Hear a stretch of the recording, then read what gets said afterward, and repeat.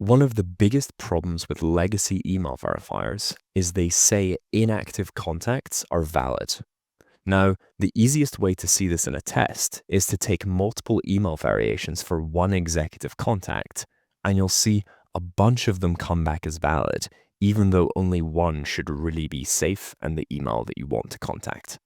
To fix this for data providers and GTM teams, we've shipped the first email verification method that identifies active safe contacts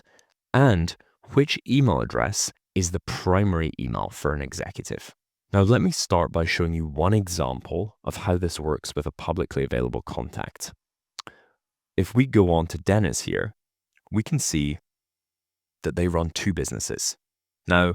that means that there's two potential different domains to reach Dennis on. If I go to a legacy verifier as an example, you'll see that both of those domains and their first name permutation for each domain comes back as valid,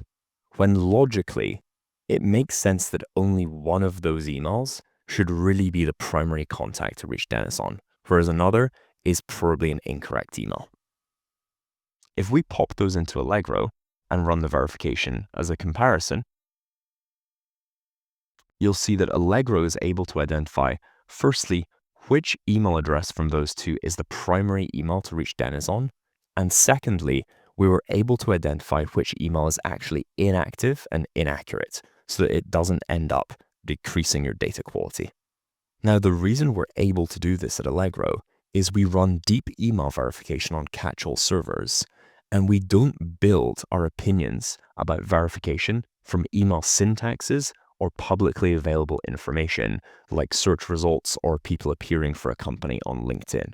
This means that if you're using Allegrow to enrich your dataset that you've already built from public and scraped data, you're getting a completely unique data point on whether an email is actually valid and active, rather than just if it appears on the internet. As a next step,